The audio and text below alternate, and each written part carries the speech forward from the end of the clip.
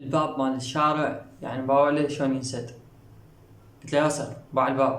قال لي ايه طريقي. قلت له شنو نطلع؟ قال لا خلينا نشوف. طب وين فتشنا الغرف كل الفراغات، بقت بس غرفة الأخيرة، الغرفة الأخيرة يعني شلون قلت بالزاوية اللي هي علينا على غرفتنا. طب وين وصلنا لها؟ فتحنا الباب مالتها، شوف ايش شفنا.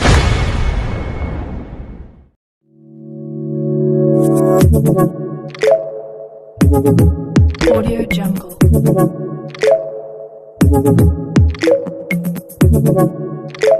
والله العظيم لو احكي لكم يمكن من الباكر ما راح تصدقون شنو اللي شفناه بهالغرفة.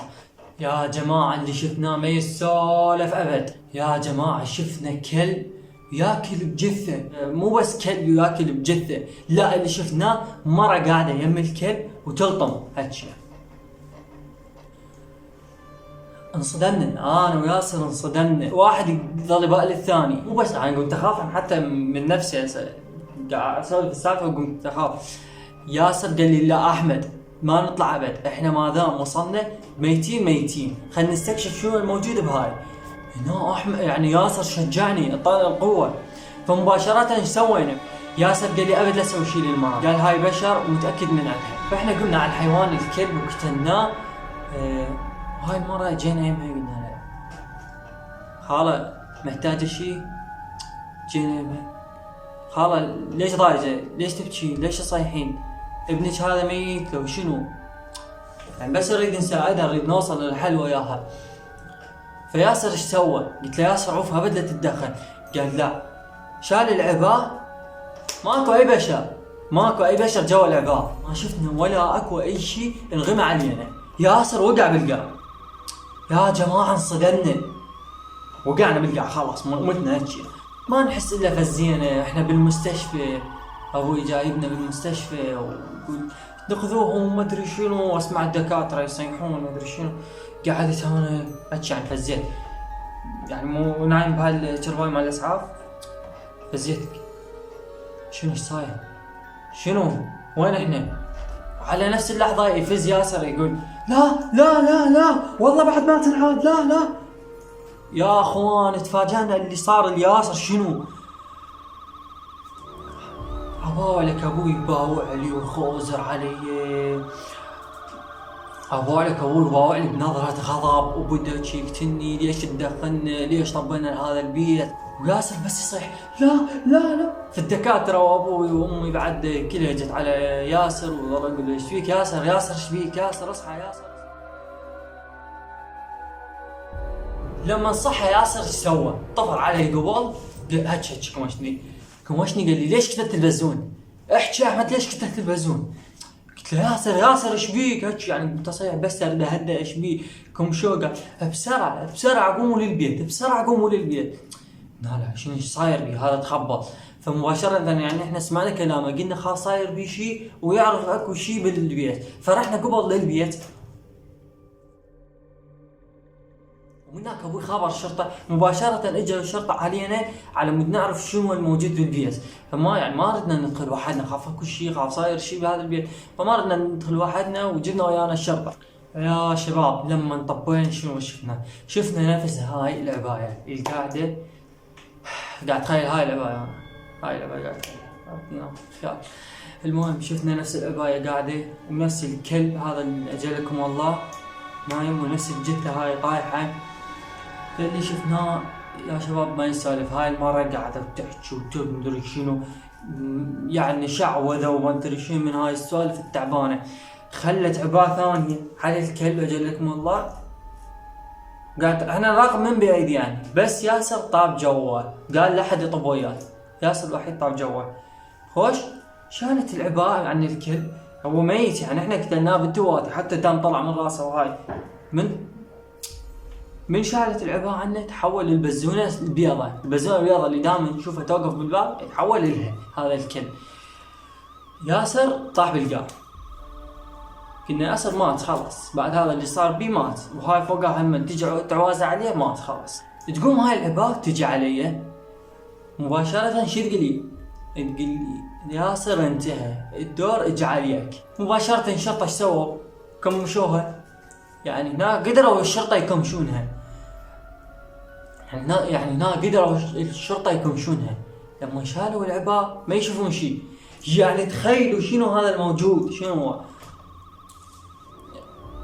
هنا الشرطة قدرت تكمشها، ووصيناهم انه ما يشيلون العباء، خاف تختفي او خاف يصير بها شيء، فعفناها. يعني بالعباء وكمشناها، الشرطة كمشتها. فلما رحنا للمركز او هاي هناك يعني نقلنا ياسر للمستشفى. قلنا بركة الله يرجع ياسر او مدري شنو. ظلت ويا امي ويا عمي وابن عمي ام ياسر بلكي يشوفون شنو حله. فانا وابوي طلبونا انه نروح للمركز، ورحنا وياهم للمركز. هناك الضابط قال هاي لا حد يسوي لها شيء، خلينا نجيب شيخ او اي شخص يعرف هاي الشغلات على مود يستكشف لنا شنو الموجود بيها هاي. فلما نيجي الشيخ قال شويه كلكم ابتعدنا، وهي ظلت واقفه. يعني العباء لا اختفت ولا شردت ولا شيء، ظلت واقفه قبال الشيخ. لما شال الشيخ العباء لقاها البشر هذا ما اختفى ولا تلاشى ولا اي شيء بيه. بس يا جماعه الوجه شنو ابشع وجه يمكن تتخيله بالعالم هو هذا الوجه.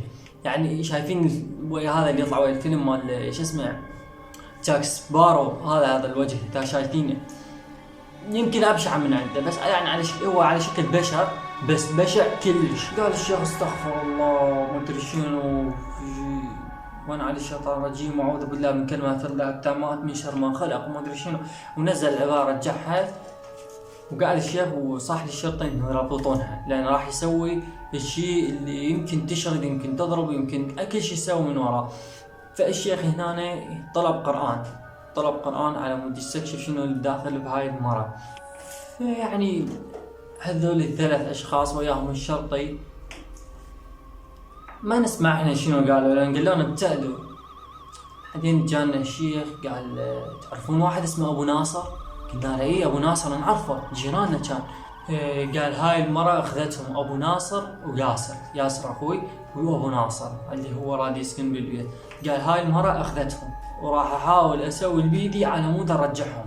يعني تركني الشيخ لمدة 3 ساعات او ما ادري شنو، ما نعرف. الشيخ يعني يقرأ قرآن ويحاكيها ما افتهمنا شنو اللي قاله، لان احنا مثل ما قلت لكم ابعاد حتى ما نسمع شنو اللي قاله. ولما سألنا هذا الشرطي يعني الشرطة بقى دايخ شنو صاير قدامه دايخ. فالمهم بعد ما مرت هاي 3 ساعات هنا الشيخ شال العباء ويا جماعة اللي شفناه من هو. تخيلوا من هو ابو ناصر داخل العباء. نعم ابو ناصر داخل العباء. يعني اللي افتهمناه انه هاي المرة تلبست ابو ناصر وما ادري شنو، وهذا اللي صار بالبيئة. فمباشرة جانا اتصال من المستشفى على ابن عمي، اتصل علينا قال ياسر رجع لنا، ياسر بخير، ياسر شيء. فطمن قلبنا وهنا قررنا انه نشيل بغير بيت، لان هذا الحي ابد بعد ما نطبله على هاي الاشياء اللي صارت بيه. شفنا لنا بيت وقعدنا وان شاء الله بخير. وهذا حتى ابو ناصر بعد مرة نسأل عليه على هذا الشيء اللي صار. حتى ابو ناصر بعد قال انا هم ما اريد بعد هذا البيت وما اريد اقعد هنا بهذا الحي.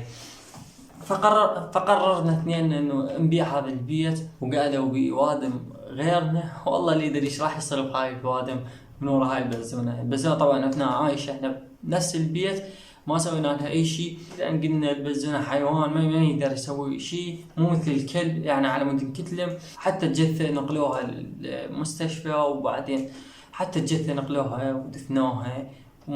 حتى ما ندري احنا ما ندري يعني منو داخل هاي الجثة وما نعرفها. فالشرطة يمكن تحققت وياه عرفوا منو هذا الموجود داخل الجثة.